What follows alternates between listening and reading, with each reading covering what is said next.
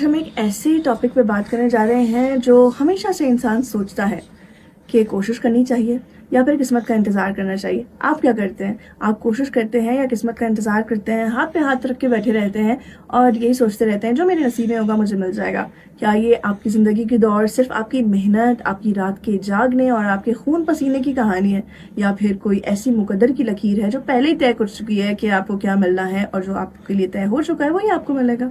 हमने कई बार सुना है कि कोशिश करने वालों की कभी भी हार नहीं होती।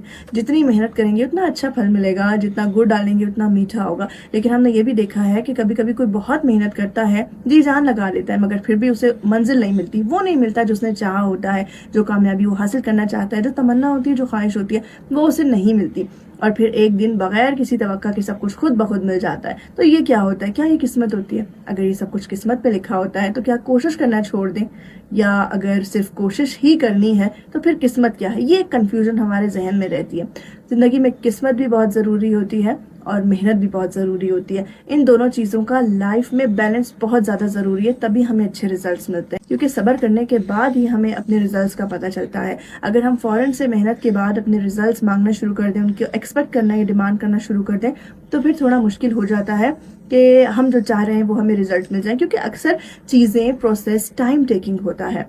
जिन लोगों में सब्र होता है उनको चीज़ें मिल भी जाती हैं, और जो लोग सब्र करते हैं, शुक्र करते हैं, और जो चीज़ उन्हें मिल रही होती है उस पर अगर वो शुक्रगुजारी करते हैं तो उनके लिए चीज़ों को एक्सेप्ट करना बहुत आसान हो जाता है। जहनी तौर पे वो सुकून में रहते हैं। असल कामयाबी ये जो एक बैलेंस है मेहनत और किस्मत का, इसके एक तवाज़ुन में है। पहले कोशिश करें, आप पहले अमल करें और उसके बाद फिर हर चीज़ अल्लाह पे छोड़ दें, थोड़ा सब्र रखें और उसके बाद देखें कि क्या चीज़ आपके लिए बेहतर है, वो आपको मिल जाएगी। अक्सर हम एक फूल की जस्तजू कर रहे होते हैं, ख्वाहिश कर रहे होते हैं, लेकिन हमारे लिए किस्मत में एक पूरा गार्डन होता है। तो हो सकता है आपके लिए भी कुछ बहुत बेहतर हो, जो आपने एक्सपेक्ट किया है उससे बहुत ज़्यादा हो। तो थोड़ा सा सब्र ज़रूर रखें। हमने हमेशा अपने बुजुर्गों से ये सुना है कि ऊंट को पहले बांधो और फिर उसके बाद अल्लाह पे भरोसा करो। इसका मतलब ये है कि पहले आप अपना फ़र्ज़ पूरा करें और अपने तमाम एहतियाती तदाबीर इख्तियार करें, मेहनत करें, और उसके बाद नतीजे को अल्लाह ताला की रज़ा पे छोड़ दें।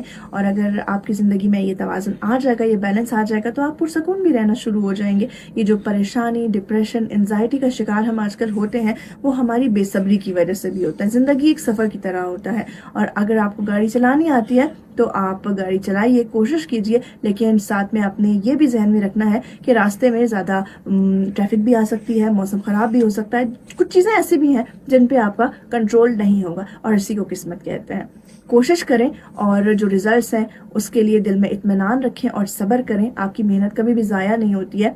या तो वो मेहनत जो आपने की है आपको वो कुछ दे देगी जो आप चाहते हैं, या फिर आपको उस चीज़ के लिए तैयार कर देगी जो किस्मत ने आपके लिए चाहा है। कोशिश करना कभी मत छोड़ें और अल्लाह पर यकीन रखें, और ये कभी भी ना भूलें कि जो आप मेहनत करते हैं वो कभी रायगा नहीं जाती।